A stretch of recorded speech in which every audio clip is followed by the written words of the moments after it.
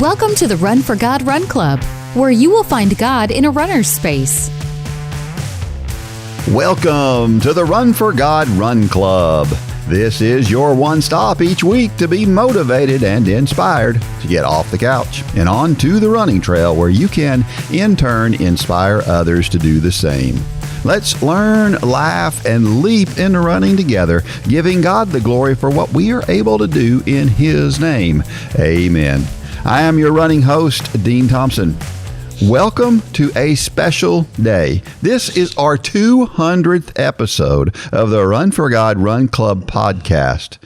Today, we're going to talk about watching our step while we run or walk, or even through the steps of life. Then I'm going to share the secret to breathing easier when you run. And joining me for this special episode is Run for God founder, Mitchell Hollis. Can you believe it? We started this thing let's see how this thing goes. Like 200 yards from here. Yeah. Well, no, we didn't start it there, did we? We wound up there on episode 2A. Yeah, we started at the radio station. Shutdown, yeah. And then, that's true. Congratulations. Yeah. It's pretty cool that we're still sitting here and still yapping and talking, and for some reason people are still listening. And so thank you out there. You're the ones that make this possible. Everybody out there listening, you're the one that makes this possible. We talk about it all the time. I just could never have imagined myself here 15 years ago. Yeah.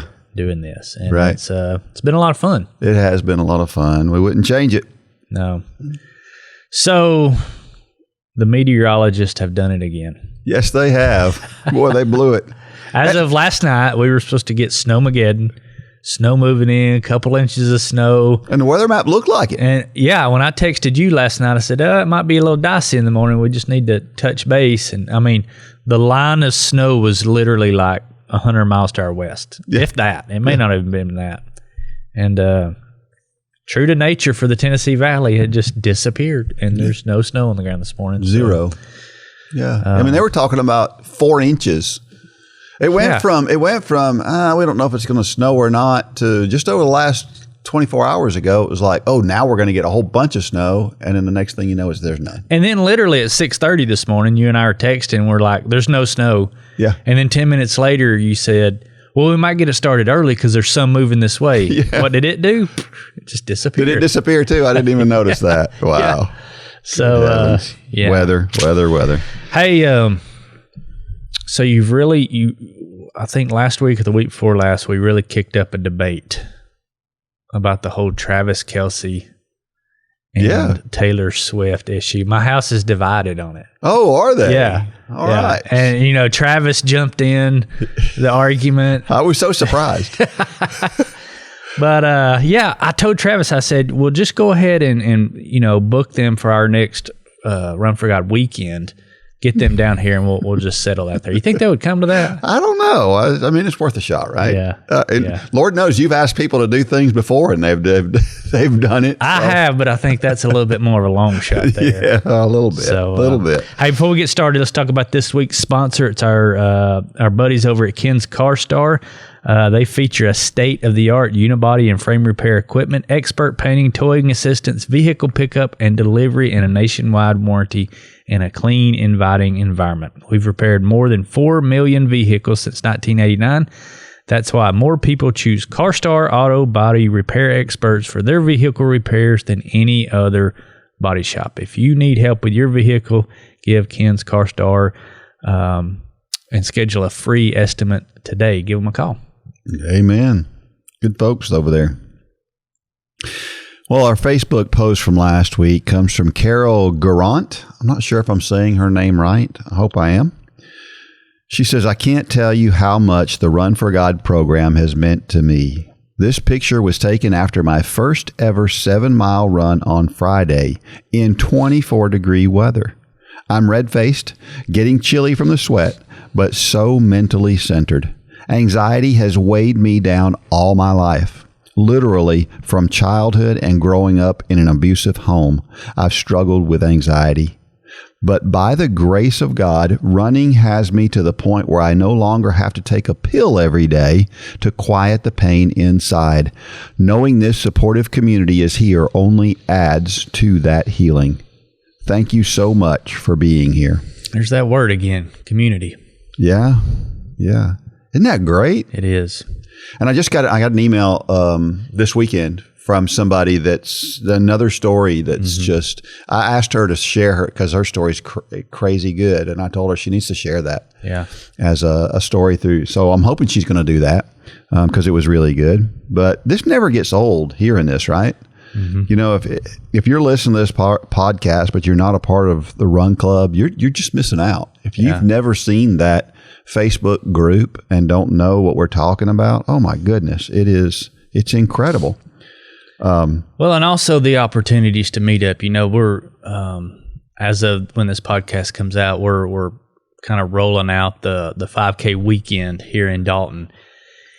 If you have the ability, if you have the resources and the time, and you can make it to Dalton, number one, you get to run the race for free. You know, so that's a good reason to come. But the other reason to come is to meet these people that you feel like you already know, and you do know. Mm-hmm. But, you know, we've talked about this so many times, but it bears repeating for the people that may be tuning in for the first time. But it's so incredible to watch people get out of their cars. You know, usually we'll meet up on Friday afternoon and walk the course and things like that. But it's so incredible to watch people get out of their cars and they see people whom they know, but they've never met. And they go up and they hug each other. And a great example of this, and I hate to say this again, but we got a lot of new people on here. Yep. But last year, Madonna. Yeah, I was under the pavilion. We were getting ready for stuff, and I heard Angie say, "Oh, there's Madonna." She said, "I can't believe I'm getting to meet her," or something like that. And I said, "Angie, we've met Madonna." And she said, "No, we haven't."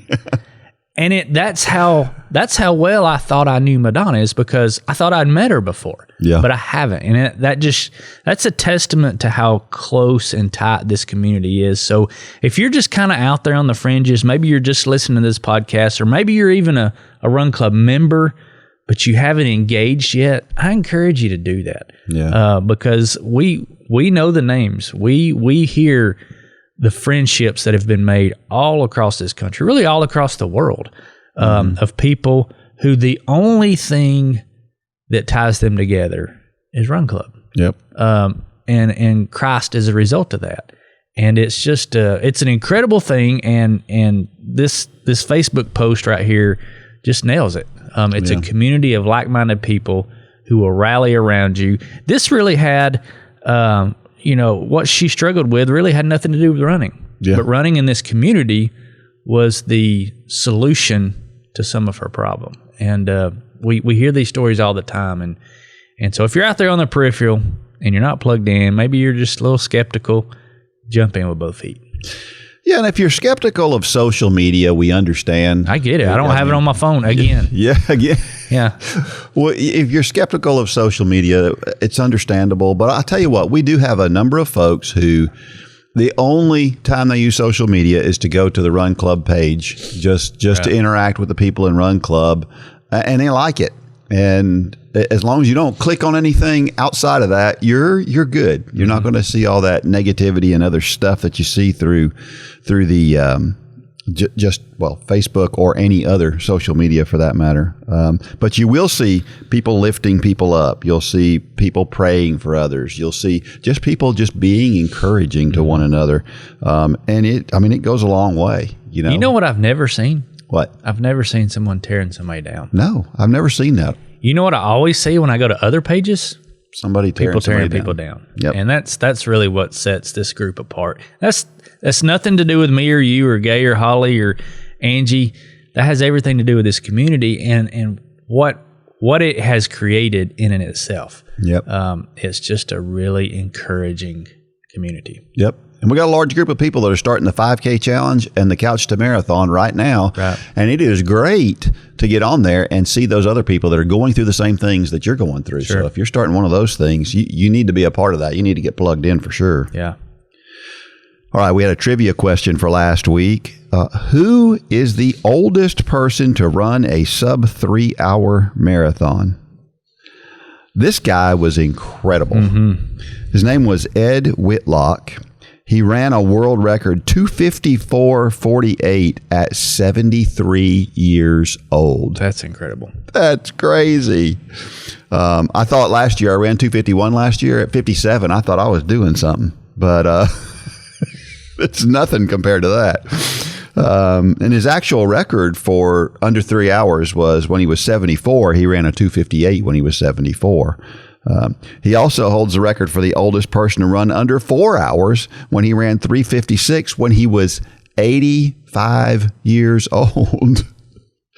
Man, his age-graded time for his record at 73 would have been 2:03, which at the time when he ran it would have been the world record for the Open marathon. So he was born in England in 1931. He moved to Canada to pursue an engineering degree. And he ran when he was in high school, but then he stopped when he moved to Canada. And then he started running again at the age of 41. We see that all the time. The guy ran a 1:59 800 meters in his 40s, which is pretty impressive as a middle distance runner. And then he accidentally became a marathoner when his son had this running streak going, and he was running every day for a year, and he decided that he was going to run a marathon, and he asked his dad if he would jump in there with him.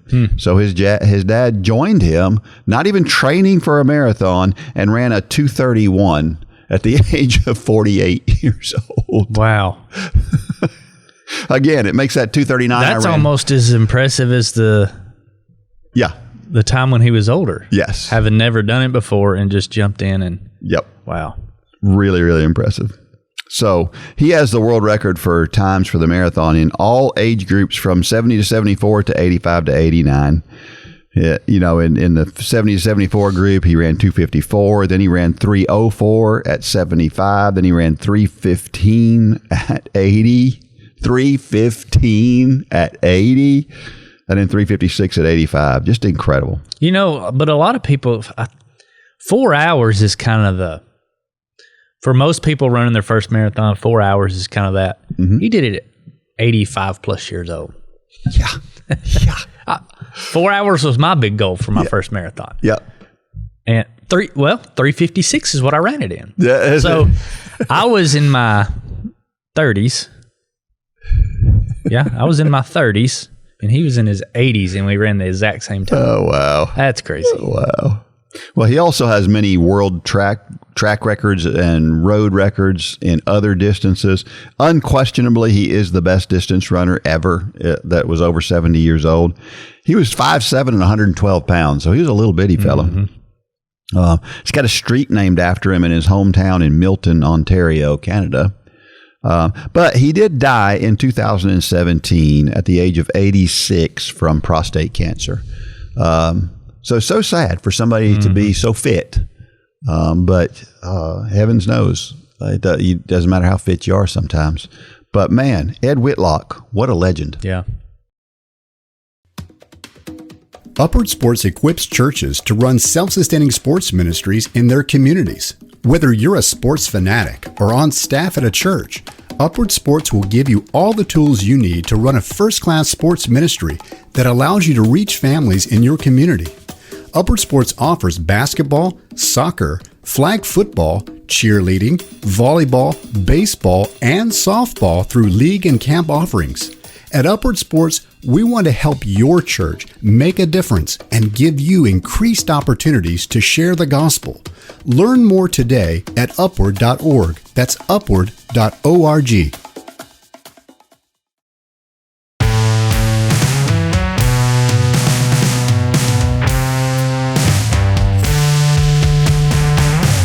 All right, so we're back. I got to talk about something with you. So you've watched The Chosen. I have. We've talked about The Chosen on here before.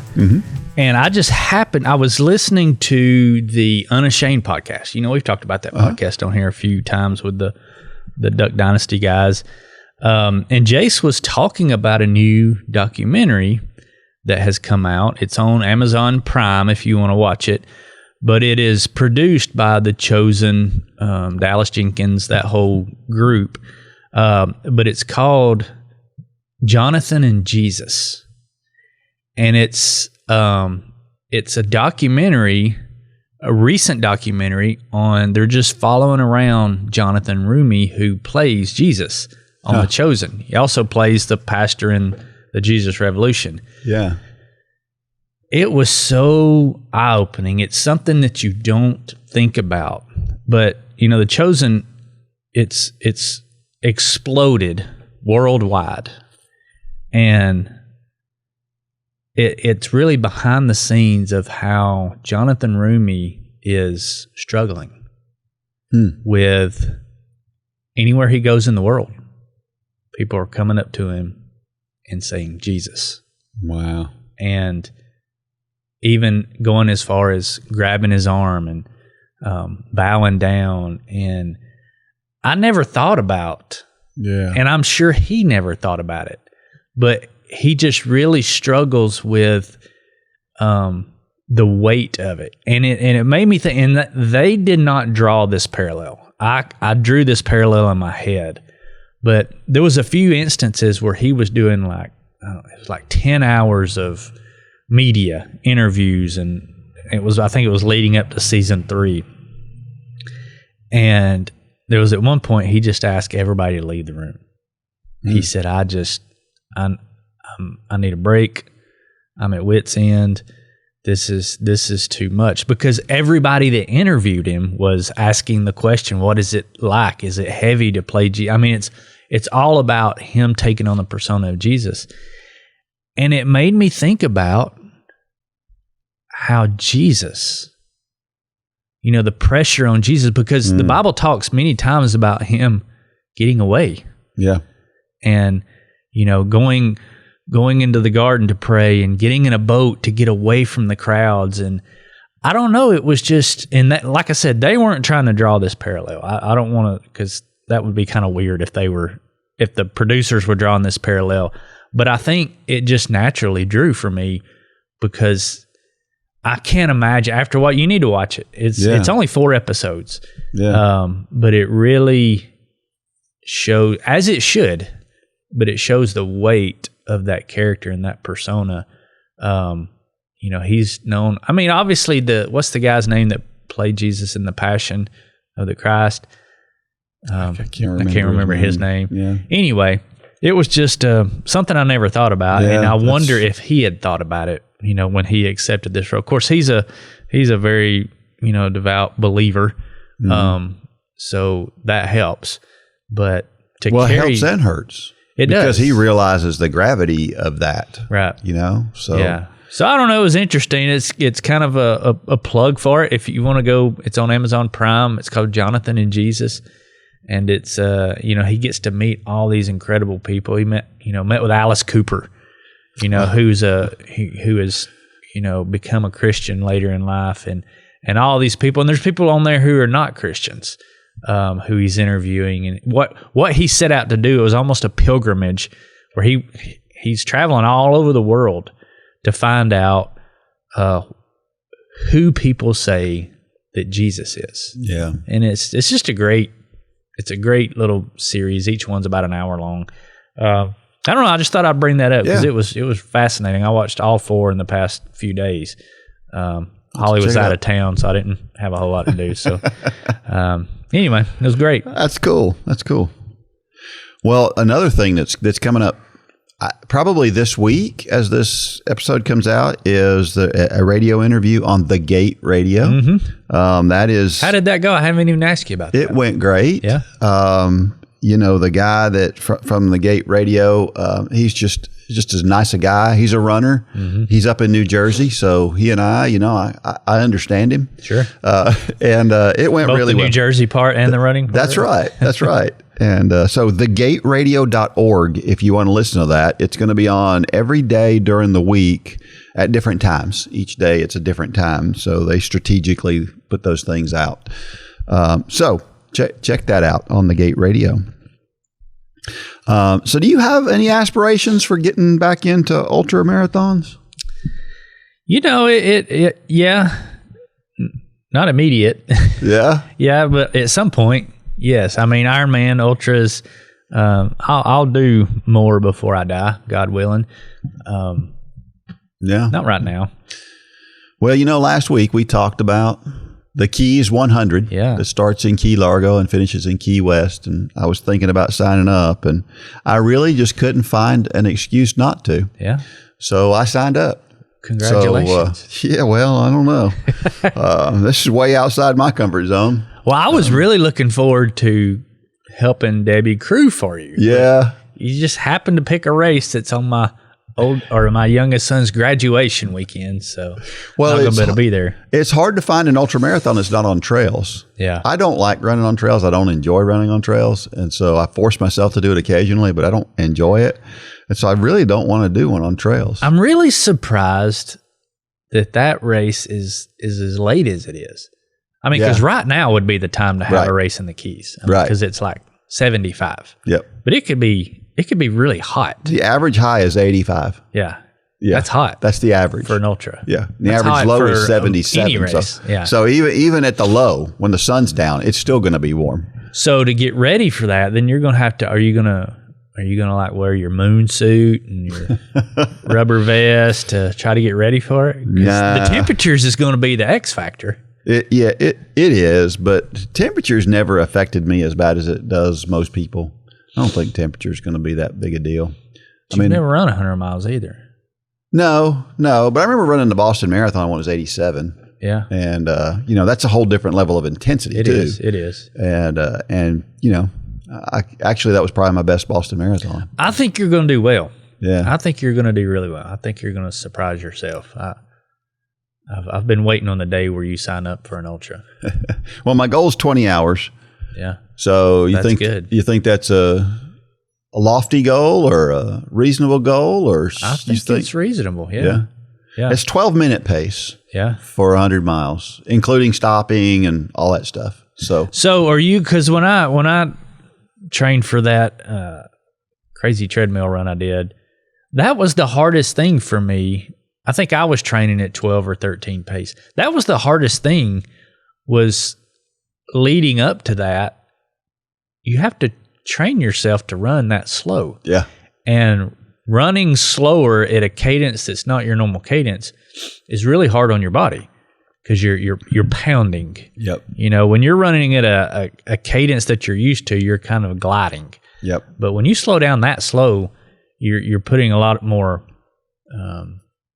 force on your body, your legs, your knees, your hips, everything. So are you going to do that? Are you going to, I guess you are, your long runs, you going to try to start slowing down to get ready for that? Right now what I'm going to do is I'm going to try doing some long runs at 10-minute pace. Because I want to average 12-minute pace. That includes stopping and things like that. So I'm thinking that I think 10-minute pace seems reasonable. Mm-hmm. And it seems easy enough, and that's going to be so hard for you to do. I know it is.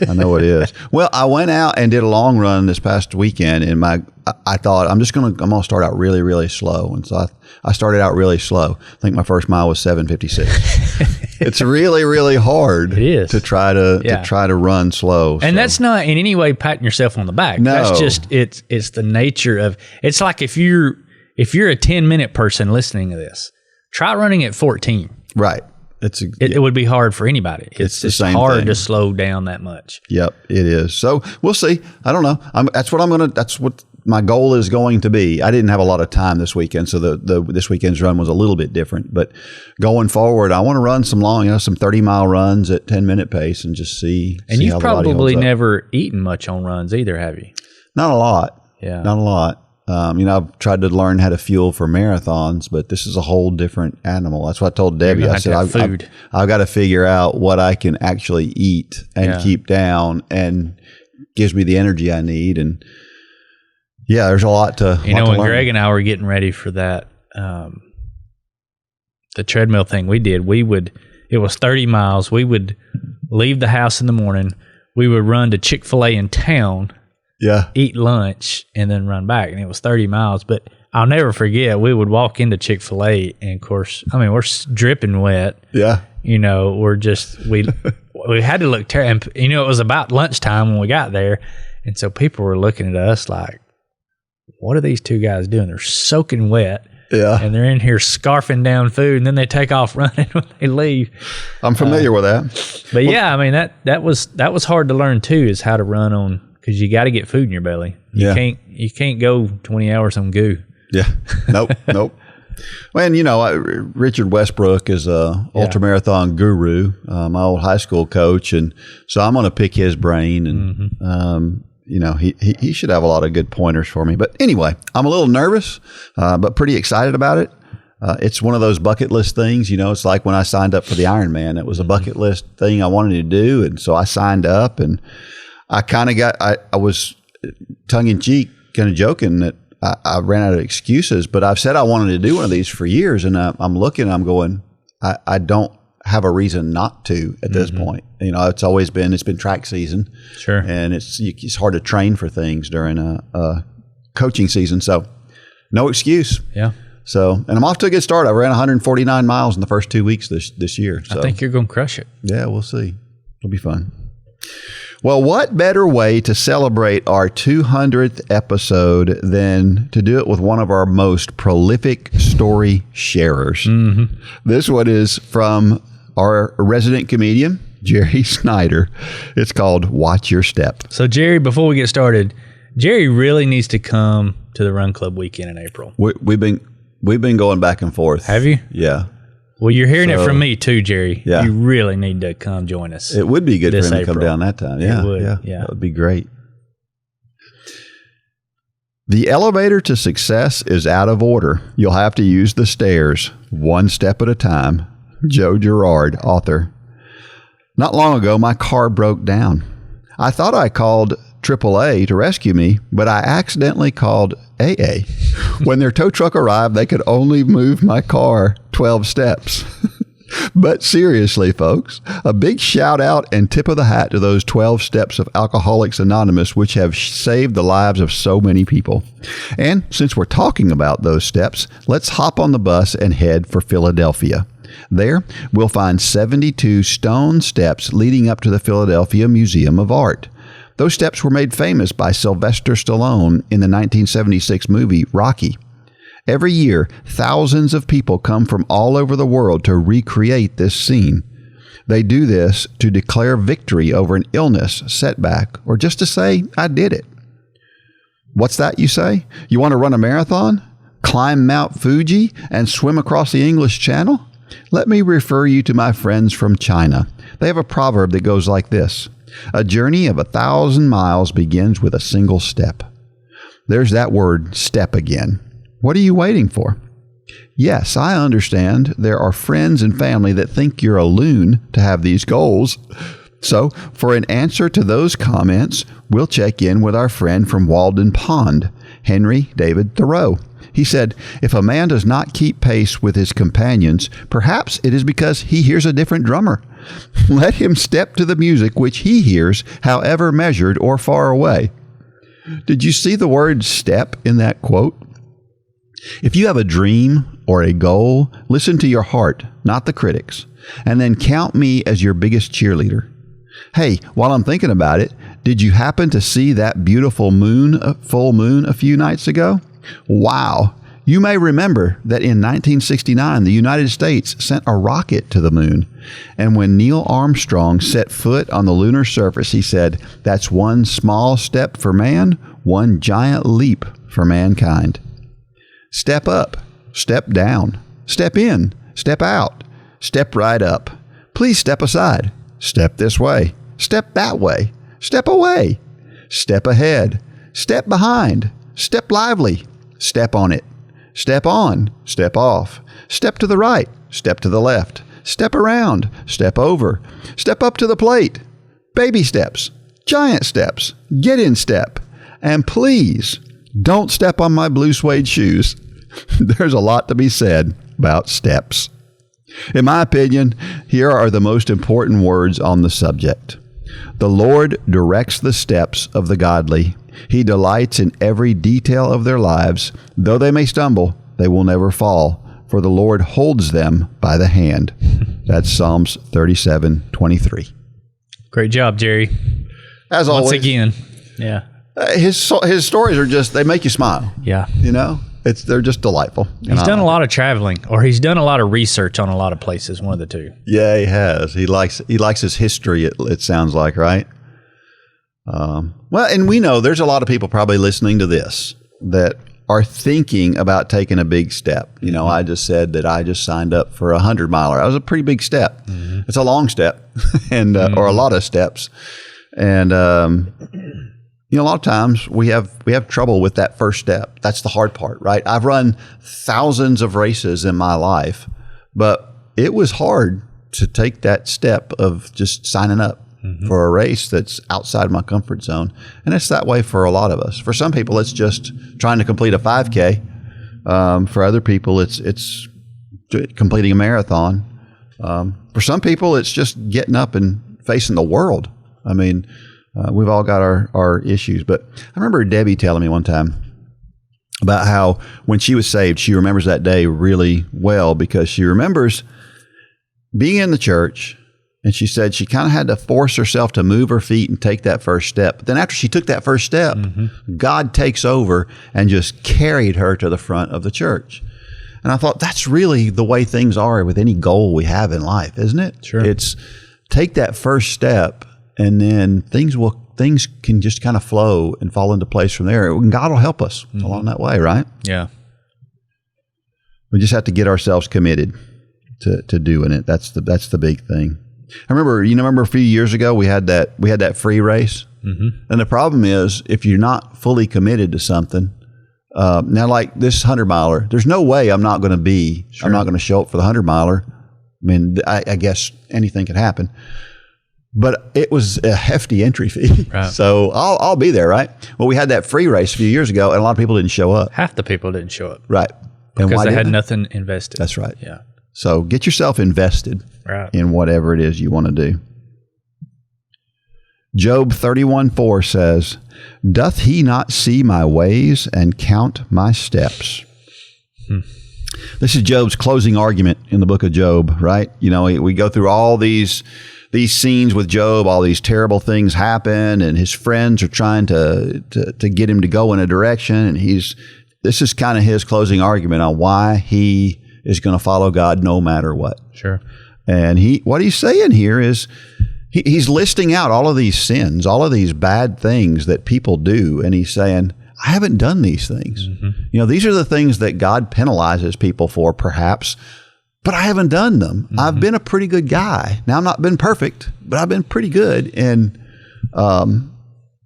he's saying, doesn't God count my steps? God knows all of our steps. And it kind of reminds me of Paul. You know, Paul kind of said the same thing. He's basically saying, emulate me. You know, do what I do. Sure. And you know, as a Christian, that is my goal, is to be able, because I can't do that. I can't say, follow me and do what I do, because I feel like that's not a good idea. Sure. I'm not. I know nobody's perfect, but I don't feel good enough to say that. But man, it would feel good to feel like you're close enough to God to say that, wouldn't it? Yeah, and it's the fear of making a bold statement like that. As you were saying that, I was thinking about what we just talked about with Jonathan Rumi and The Chosen, and you know, we're supposed to emulate Christ.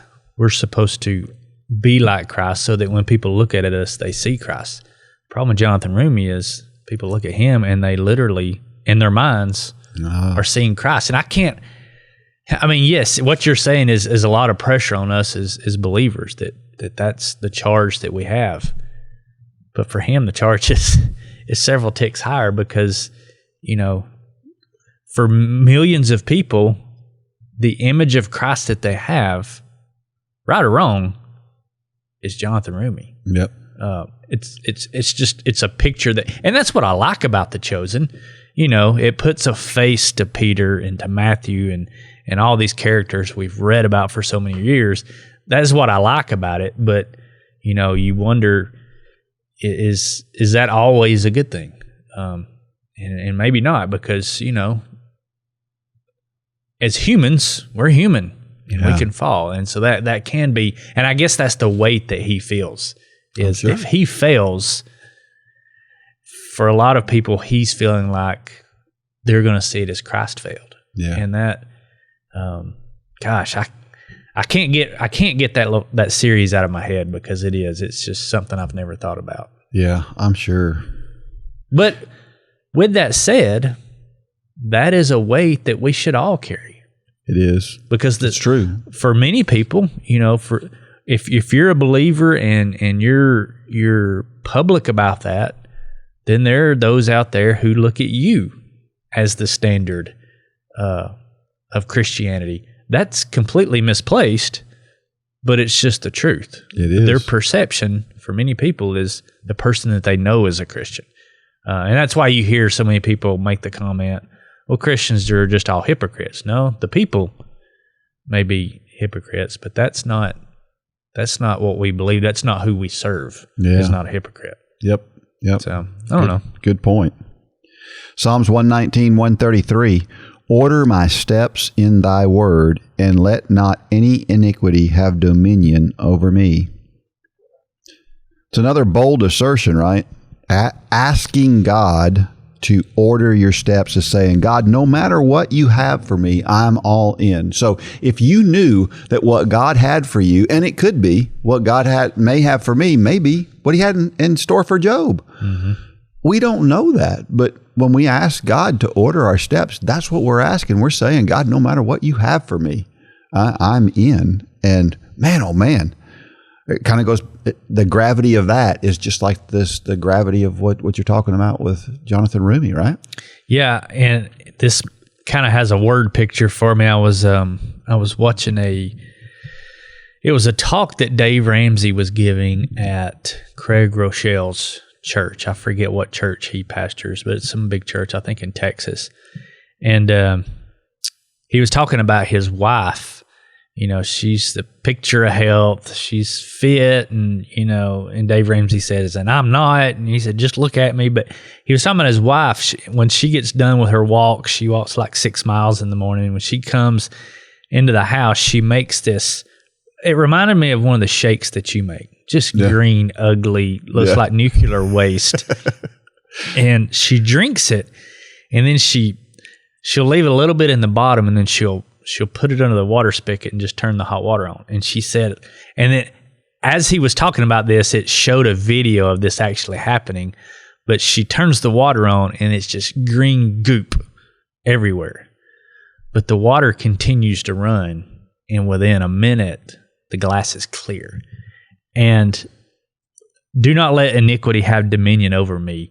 As long as we're pouring Christ in, some dirt may get in every once in a while, but it's never going to have dominion over us as long as we're staying close to Christ. That was just a great picture to me of as long as we're constantly putting good in. The problem is sometimes we let a little bit of bad get in and we think we've messed up. Yeah. But we haven't. Maybe we did, but there's no point. At no point is it past the point of no return. Right. And the minute we start thinking that is when sin will have dominion over you. I don't know, that scripture just made me think of that. And make no mistake, we're talking about negativity here, kind of in a way where we're talking about the negative things that happen, but it's all totally worth it. Mm-hmm. If you go back and you ask Job, was it worth it? If you ask Paul, was it worth it to be in jail? He's going to say, oh, most definitely. Sure. So our lives are probably never going to be anywhere near as bad as Job or Paul. And so those negative things that we have are totally worth it. Sure. Every time. 2 Samuel 22:37. Thou hast enlarged my steps under me so that my feet did not slip. This is David. He's thanking God, and he's recalling the ways that God has helped him. And, a lot of us can look back and look at the times that God has helped us. Mm-hmm. So many coincidences in our lives where it was clear that God was there, right? Again, I'm hoping that the lady that sent me an email this weekend will write her story, because there's some of that in there, some coincidences that were so powerful. Coincidences in air quotes. Yes, exactly. Yeah. But what I like about this is that David is saying, God directs his steps in order to ensure that he goes the best direction, not a direction, but the best direction. Like God, if we'll look to him for every step, he'll tell us exactly where to put every foot. Now, unfortunately, we never do that, right? We're there and we're asking for the next 3 steps, and then we forget about him for 3 steps. And then hopefully those 3 steps weren't too far off of the steps he would have had us take. Right. But the idea is that the more that we're closer we are to God and the more we're allowing him to direct our steps, the more perfect that direction is. Sure. Right? Question. We hear a lot about stepping out of our comfort zone. When was the last time you did, and what happened? Well, the last time I did was when I signed up for this race. So nothing's happened yet, but it will over the next 5 months. And I can't wait. I couldn't sleep that night. I'm thinking about all the things that I'm going to have to do between now and May the 18th to get ready for that race. And it's not sleeping in a good way, not in a bad way. Excited way. Yeah. But I know this. Here's what I know, and this just really struck me when I saw this question. Was I'm about to embark on a journey that I've always wanted to take, and it's going to be great, and it's going to be painful at times, and it's going to be hard at times. But I know God, and God is going to reveal Himself in some big ways in this journey, whether it's on race day during that race, or in the things that I have to do to get to that point. I know that God's going to reveal something absolutely spectacular to me. And I don't know what it is yet, but it's really exciting to think that He is, right? So many times I think stepping out of our comfort zone, I go back to, and we've said this on here a lot, what David Hendricks always used to say. He said, I want to find where God's working and I want to go there. Sometimes that is really stepping outside your comfort zone, because we want to go where we're working, right? Yeah. But so many times it's where God's working is where we need to be. We had and I'm not going to say any names, but a few weeks ago we were doing this podcast, and I was at my church several weeks ago, and I got to talking to a gentleman there who was new to our church, and we were talking in the gym one day. I had introduced myself, and as we got to talking, he was just very upfront that he's not a Christian. He's struggling with believing the things that he's hearing. And I don't know. That's just something you don't really run across in church. There's plenty of lost people in church, but they don't just come right out and tell you. Yeah.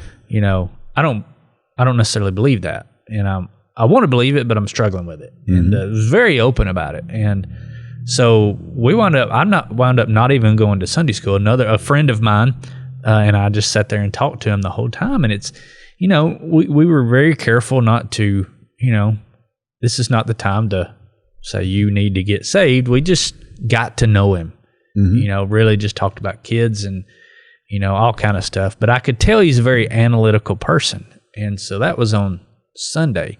Well, I told him, I said, there's a book that I want you to read if you're willing, and it's called Cold Case Christianity.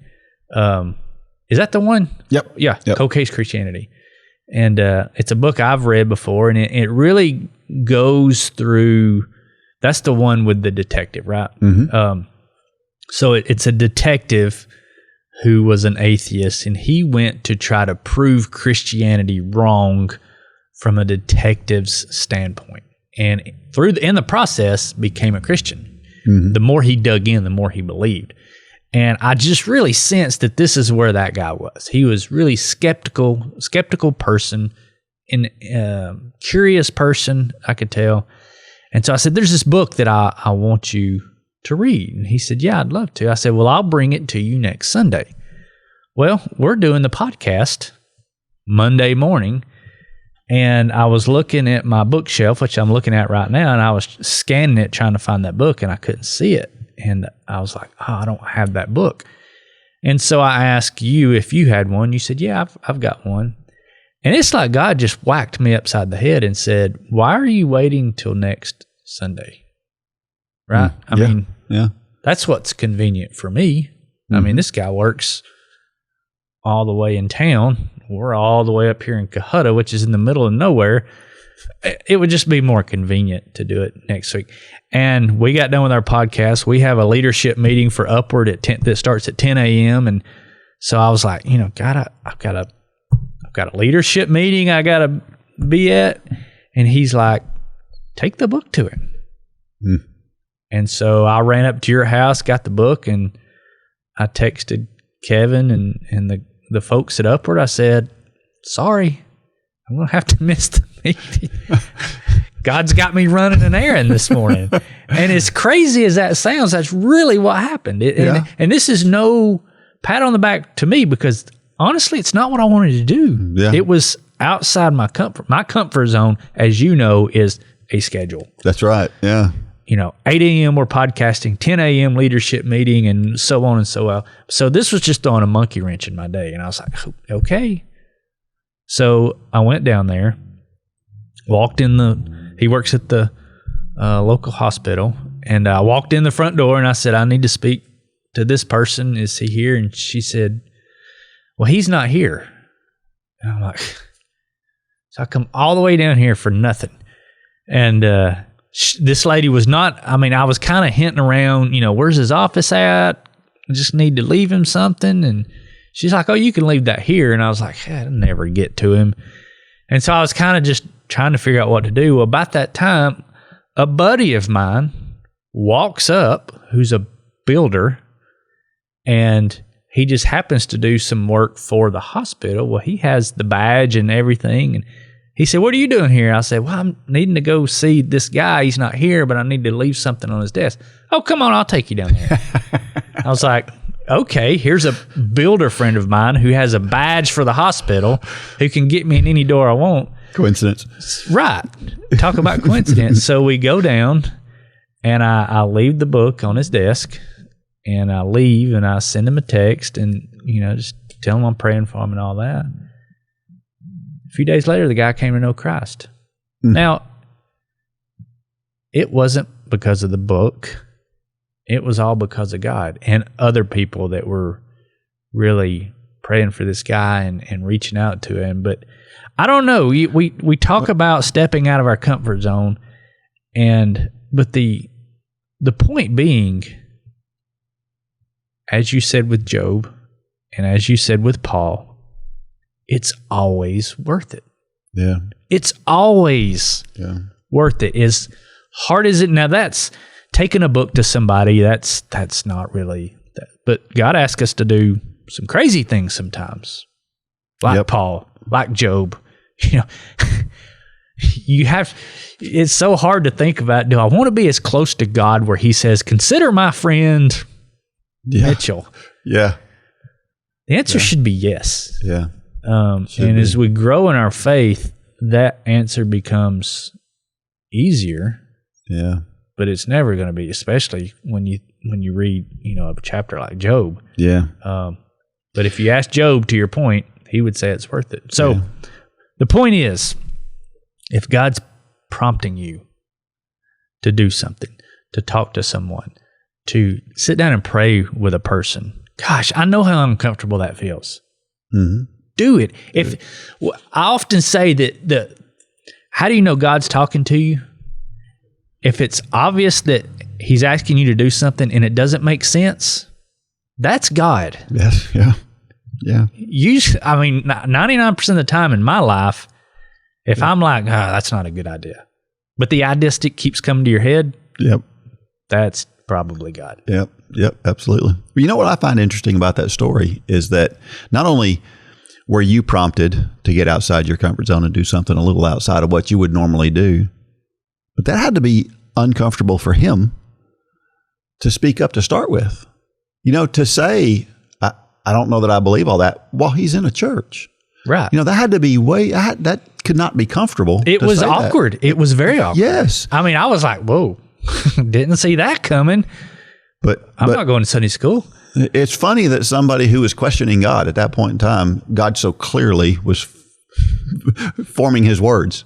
You know what I mean? But think about all the this is where because I sent Kelly, the guy that my builder friend. I mean, so God prompts this. I didn't have the book, but I'm sitting in the room with a guy that does have the book.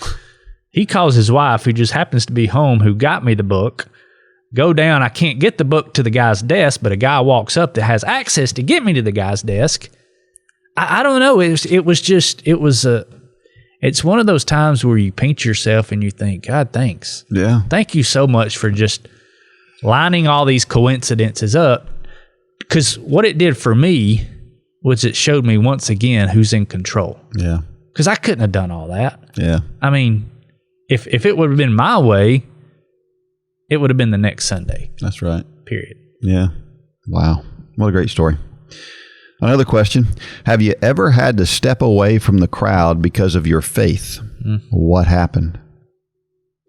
I remember in college, there were some folks that I hung around with for a short period of time who were not good for me, not a good influence, and I had to kind of move away from them. That's never been a big problem for me to move away from stuff I don't like, I guess. My bigger problem is this incessant need that I have to tell the crowd how wrong they are. You know what I'm saying? Mm-hmm. My problem's not moving away from them. My problem is while I'm moving away from them, I'm telling them how bad they are.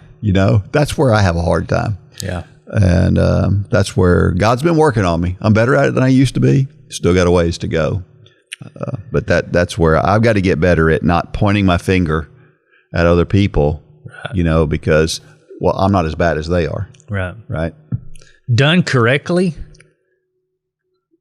this can be one of the most powerful testimony things. Because people see it. Yep. And you're right. And I've done it too. Mm-hmm. It's like as you're walking out the door, you're saying, basically, y'all are headed to hell. Yeah. That is wrong. Yep. And in so many levels. But every time. Walking out the door many times, that's powerful. Yeah. Because people see he's different. Yeah. Why is Dean leaving? And man, many times God can use that as a door open to step through. For sure. But the righteous indignation side sometimes gets the best of us. Yeah. Last question. When you step on a banana peel or have an accident, what, as a Christian, should your response be? Well, I think we should look at the message that God has in it. And I've told the story before, but it bears repeating that whenever I had gone 5.5 years without missing a day of running. And the story is, I got sick and made it through being sick. I was terribly sick, and I struggled through that being sick, got over that. And then that next weekend, basically, I forgot to run. I just forgot to run. I mean, how do you do that after doing it every day for 5.5 years, right? And when I realized it, it was too late. Mm-hmm. And, my initial thoughts are, well, what can I do to fix it? And you can't do anything to fix it. So my next question was maybe the most important question, maybe that I've ever asked anybody, anytime. And I said, well, God, what are you trying to tell me in this moment? And I felt God telling me, look, I know you love running, but if you can forget running or you can forget to run, clearly it's not the most important. It's not become an idol in your life. And that was what God was telling me was just, I know you enjoy it. Go out and do it and don't feel guilty about it and just do it. Mm-hmm. And I feel like it was a big moment for me. So it was a good thing that I missed that day. Whereas most people would be devastated by that, right?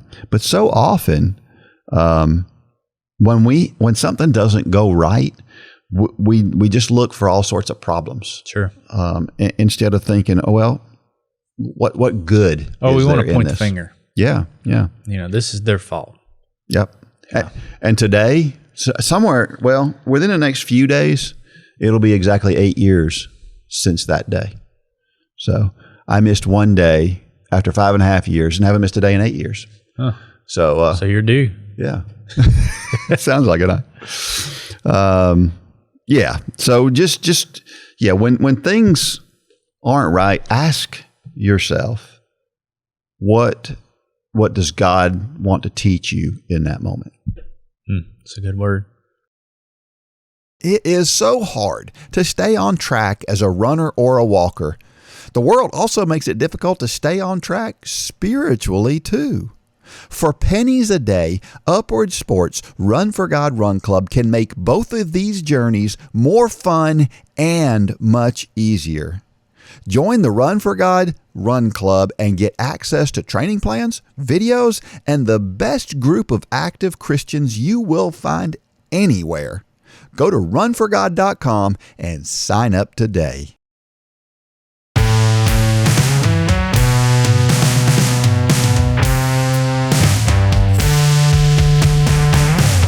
All right, we're back. Here's an interesting story for runners and walkers. This guy named Ben Pobjoy, not sure how to say his name, if that's right or not, but he covered 242 marathons in 2023. That is the record. The record was 239, and he covered 242 marathons. He called them freestyle marathons. And I believe that just means that he covered the 26.2 miles that many times. In other words, they weren't in races. He traveled all over the world and did this in 70 different countries. And most of them, he just did them as kind of a fast walk. So for the walkers out there who think that, well, I'm just a walker, I'm not a runner, I'm just a walker.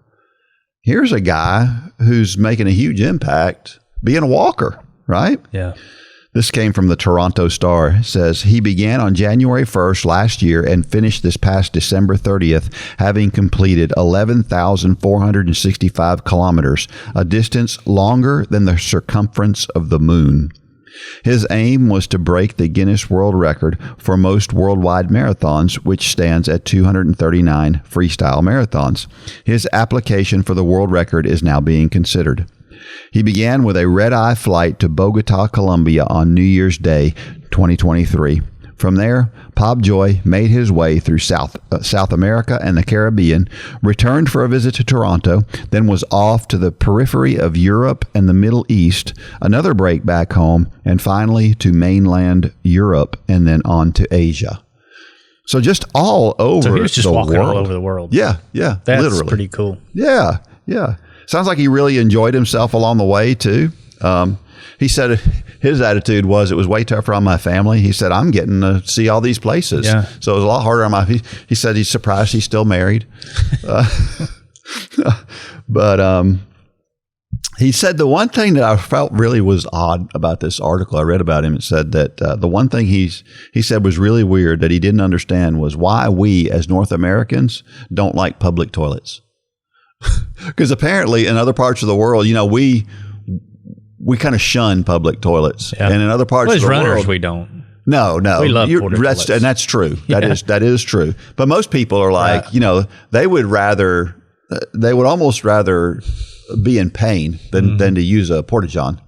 And his runners were like, "Oh, look, a porta-john," But oh, look, a squirrel.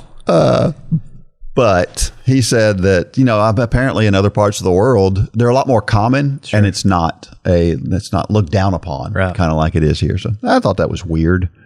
But anyway, sounds like a lot of fun. And of course, that makes this 100-miler I signed up for seem like no big deal. Yeah. It's no big deal, Dean. That's it. Well, it's a time for Dean's Thoughts. That's a time when I share something I've written about the intersection between running and faith. Well, one of the most frequent questions I get is about breathing. Seems natural to me, but this one is called Breathe Easy. As a coach, I am often asked about breathing. Most new runners feel that they are struggling to breathe and look for guidance. Every veteran runner, and even veteran runners, are convinced that there are better ways to breathe when they run. There are tips for breathing patterns that teach you to match your breathing rate to your stride rate. There are techniques for using your diaphragm more effectively by breathing deeper. There are advocates for breathing in your nose and out your mouth, a particularly bad piece of advice despite its proliferation. Some say that you should alternate breathing so that your exhale happens on alternate legs, a particularly complicated piece of advice. But breathing while running is simple, and I will share with you the great secret that will answer all breathing-related questions. It comes in two parts. First, always breathe through the biggest hole in your face.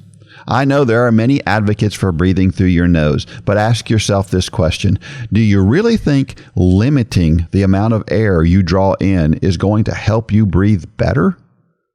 Pardon the pun, but that doesn't pass the sniff test. Now, there are arguments for regulating your air intake, but we'll answer that in the second part. There is a second reason for breathing through your mouth, too. What happens when you breathe through your nose and then you get a cold and you can't breathe through your nose? Are you seeing the flaws in that strategy yet? Breathe through the biggest hole in your face, your mouth, and you will notice that you are also breathing through your nose while you breathe through your mouth. It is the natural way to breathe when you're exerting yourself. Second, relax. Period. Most breathing problems happen when an athlete is anxious about it. When you relax, you will breathe deeper. When you breathe deeper, you are far less likely to get a side stitch. Relaxing when you breathe will solve all your breathing issues. But coach, you say, it's hard to relax while I'm breathing like a freight train.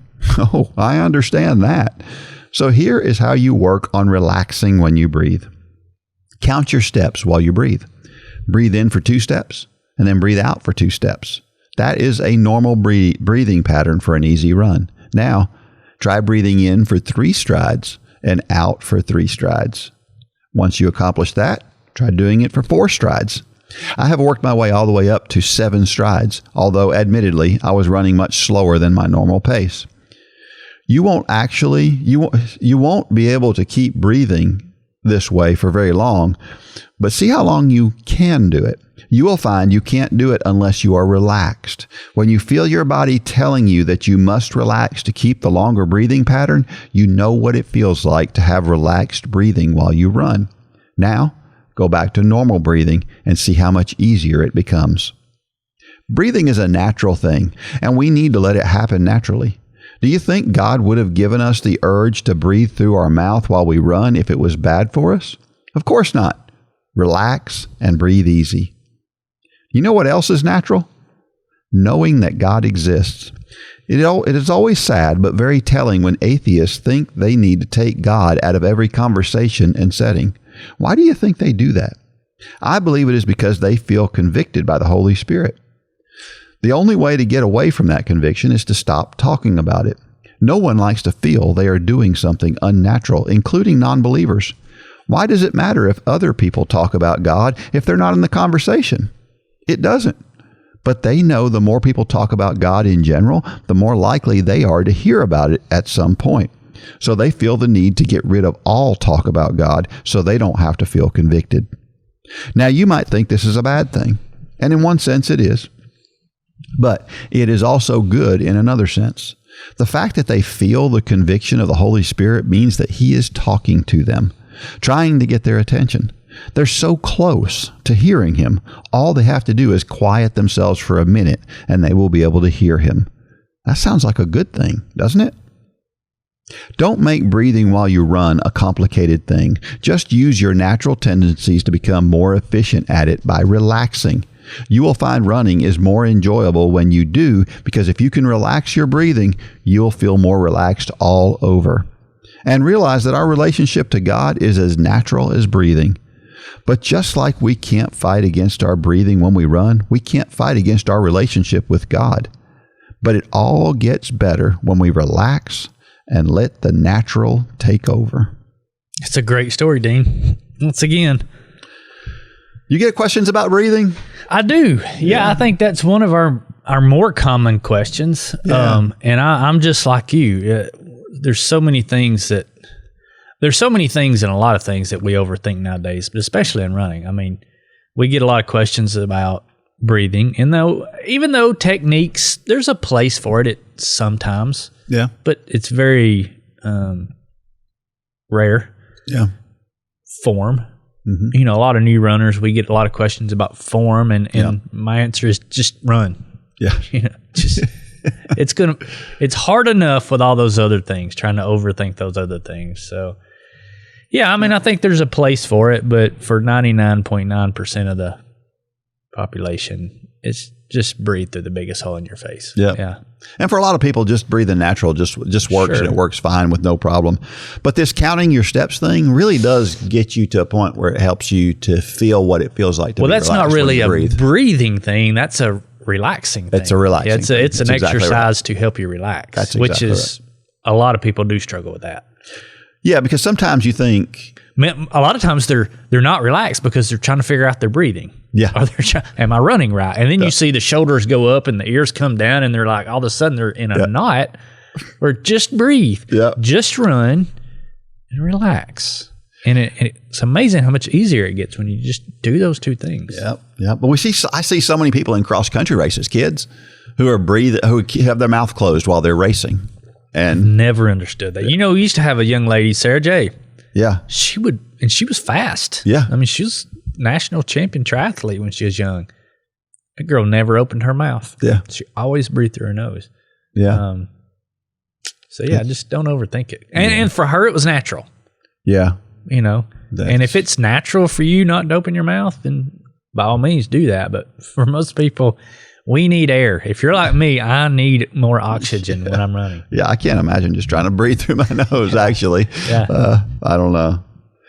Well, do you think that statement about atheists is right? You think the last thing they want is to be convicted by the Holy Spirit, and that's why they are wanting to take things out of... I think it's absolutely right. Yeah. Yeah, I think...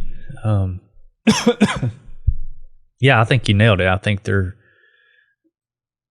hearing God. Yeah. They're just trying to quiet him. Yeah.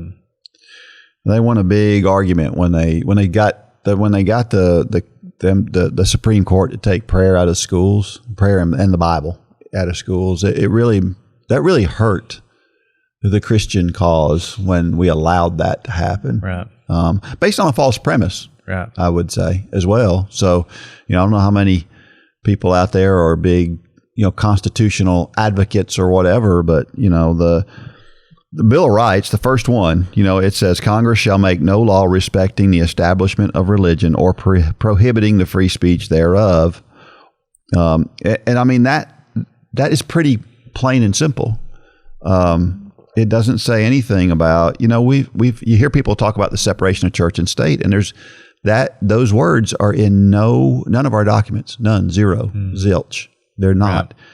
My favorite story about the founding of our country as it relates to this is you have a lot of people arguing that the founders of our country were Christians, and you have some people saying, no, they weren't Christians, and you have all these arguments back and forth. I say it doesn't matter. It does, but it doesn't.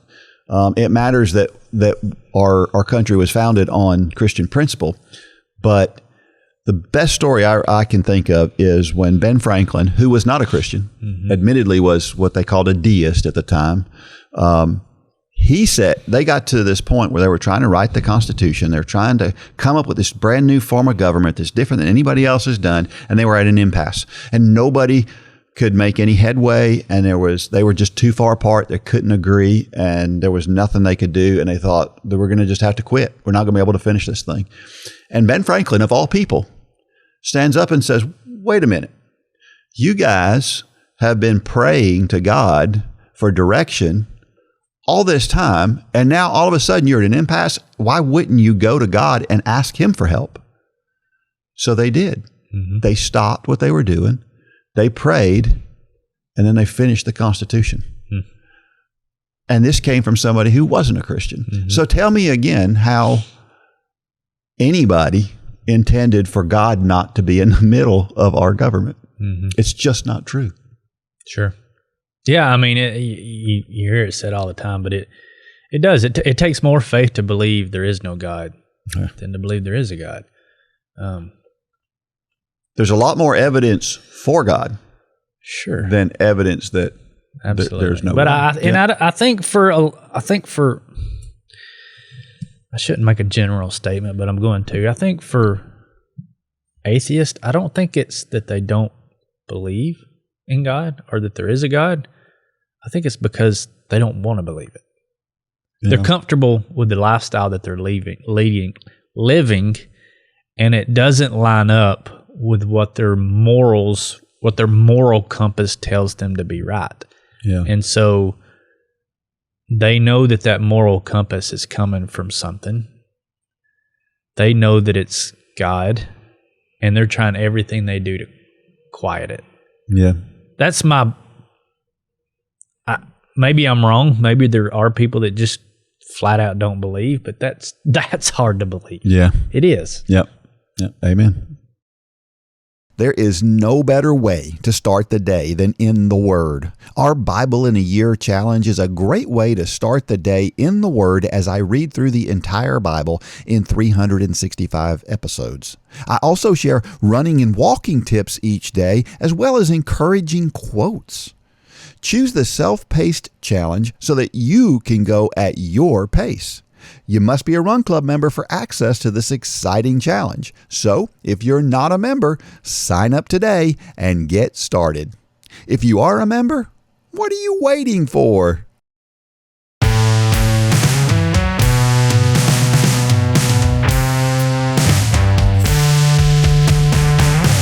All right, every week I share a reason why running and or walking is so awesome. And this week it's this: connections. I mentioned, that I did an interview with these folks from the Gate Radio. George is the guy that did the interview, and it's an online streaming thing, but I never would have met George had it not been for the fact that I'm a runner and, of course, the connection with running and God. But it's really cool, some of the connections that you make. Alan Webb, I consider Alan Webb a friend of mine. I texted him at New Year's, and he's a great guy. I've talked with Craig Virgin before. We're friends with Ryan Hall. Dean Karnassus. Karnassus. Yeah, just it's really cool. Jonathan Roomy's a runner. Is he really? They showed that in this documentary. Oh, wow. We need to reach out to him. Yes, that would be do. A cool connection. Absolutely. We got to. Now you got my wheels turning. Yeah, we got to get that going for sure. Yeah. But yeah, it's cool having those connections. And it's cool when you meet somebody and the only connection you really have, it's really cool when your connection is running and God. And we see a lot of that through Run for God, of course. But it's really cool to be connected to folks that you otherwise wouldn't have because of that. All right. Well, Strava does a year-end survey apparently every year. And so they did this. They're checking out kind of the stats that they have on survey. More than 10 billion activities were shared on Strava. That's a lot. Mm-hmm. They have communities in over 190 countries. There are over 3,000 professional athletes on Strava. I didn't realize that.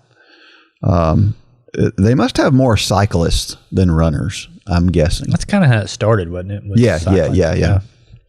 Over 10 billion kudos given. If you're not familiar with Strava, that's instead of a like, it's a kudos in Strava. So some key things that were shown is this was interesting. It showed that runners are not thrown off by celebrity. You know how a lot of people they're swayed by celebrity and the way what celebrities think. Mm-hmm. Well, apparently runners aren't nearly as swayed as people who are non-runners. I thought that was really interesting. We are much more influenced by friends and neighbors than we are by celebrities. With that. Yeah. There were more runs uploaded than any other sport. So although it did start as a cycling app, there are now more runners than cyclists. 84% said that running helps people feel less lonely. So 84% of the people that were surveyed said that running makes them feel less lonely. Even if they ran by themselves, they feel less lonely because they're runners. That's kind of an interesting thing, isn't it? Mm-hmm. And I guess maybe, I don't know. I know like, I had a long run this past weekend and I ran into town and back, and I got lots of comments from people who saw me running on the side of the road, because I was running on a busier road. Mm-hmm. And I guess some of that helps you be less lonely, I guess. Average pace and generation. So average pace for baby boomers was 10:48 per mile.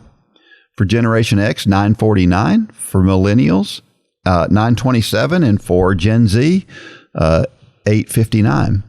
Interestingly, Generation X, their average run was longer at 4.3 miles, then Boomers at 4.0, Millennials at 3.9, but Generation Z, they run the shortest. They run 3.3 miles on average. The most used shoes are the Hoka Cliftons and Nike Pegasus. The Brooks Ghost was also a big name when it came to popular shoes. The most popular watch was the Garmin 235, which I had just prior to the one I've got now.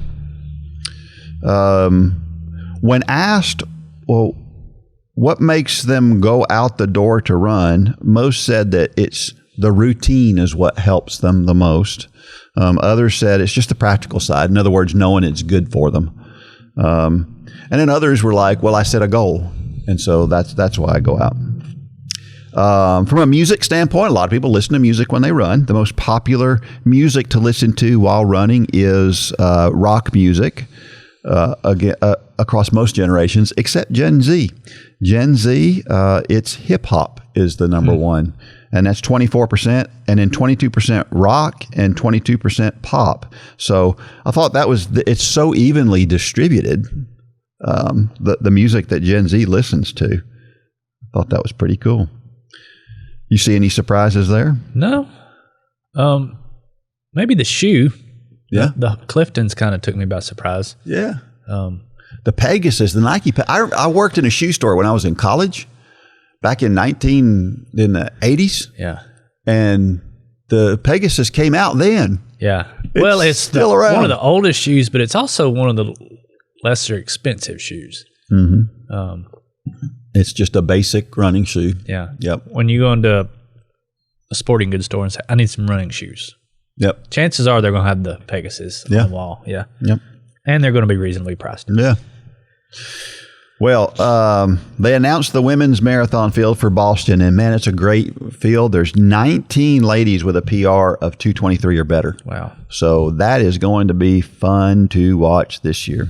And it was a great race last year. And Helen O'Beary, last year's winner, is back. You remember Helen O'Beary, the battle she had with Latesbeth Gide in the I remember you talking about New York Marathon. Yeah. She's back, so that should be interesting. Although Helen O'Beary got beat this past weekend in a shorter distance. So she doesn't get beat much. And I don't think they've announced the men yet, but they usually do fairly close together. So maybe by the time this podcast comes out, they will have already announced that. We'll see. All right. Trivia question for this week. You know the answer to this one. Who is the fastest American marathoner, and why is he not the American record holder in the marathon? It's a good one. Yeah. Let me ask that again. Let's see how many Run For God videos you watch. Yeah, that's right. Because you know the answer to this. That's right. You watch them all. That's right. You know exactly why. Yeah. Yeah. Who is the fastest American marathoner, and why is he not the American record holder in the marathon? You can send that to dean@runforgod.com. And if you're the first person to answer that correctly, then you're going to win $20 off in the Run For God store. So I'm going to put you on the spot. Okay. I'm going to ask you a trivia question right now. All right. Let's see if you're the running guru. Let's see if you know the answer to this. And I'm like a setup. I'm drawing a blank. Oh my gosh. First 4-minute miler. Roger Bannister. Mm-hmm. So Roger Bannister was the first man to break the 4-minute mile. Mm-hmm. Back in those days, it was done with a stopwatch. That's right. That stopwatch recently sold at a Sotheby's auction. Really?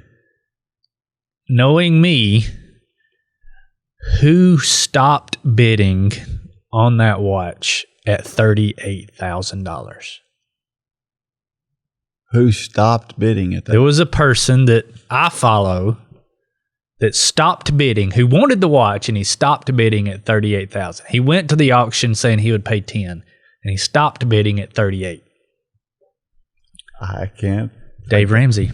I was thinking Dave Ramsey, but then I thought, why would he do that? He wanted that watch because he talks about, and this is subconsciously, this is where I get some of it.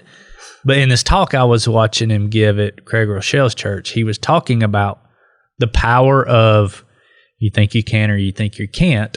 He was talking about the power of for how many years people got to 401 and they just said it couldn't be done. Your heart would explode, all these different things. Yep. And then when it did happen, how many people broke it? And I think in the following 8 years after that, it was, and he was talking about the power, and he wanted that watch because he talks about it so much. Yeah. And he said, I went to the auction, going to pay up to $10,000. He said, I finally, and he had a watch in his hand. I was thinking, he owns that watch. And he said, I stopped bidding at $38,000. I went on eBay and I bought this one for $10. Do you know what it finally sold for? Did he say? He didn't say. I'll have to look that up. We'll have to make that a trivia question. But yeah, I thought that was, Yeah. I love listening to him as well. So it kind of tied my worlds together. That's pretty cool. Yeah. That's pretty cool. All right. Well, our motivational thought of the week, since we're recording on MLK Day today, here's an MLK quote. He said, "You don't have to see the whole staircase. Just take the first step." Another step. Isn't it amazing how these things, they just go together? Yep. Had no intention, but they just go together. My goodness, that first step may be the hardest, but it is usually the most important one. If you'll take that one. They're all a little bit easier after that first one. Well, maybe not in an ultra marathon. I'd say the steps between 90 and 100 miles are probably harder than the first step. Sure. But for sure. We're going to find out for sure. All right. Until next time, may God bless every step of every run and or walk. Go out there and shine your light. Happy 200, Dean. Good job.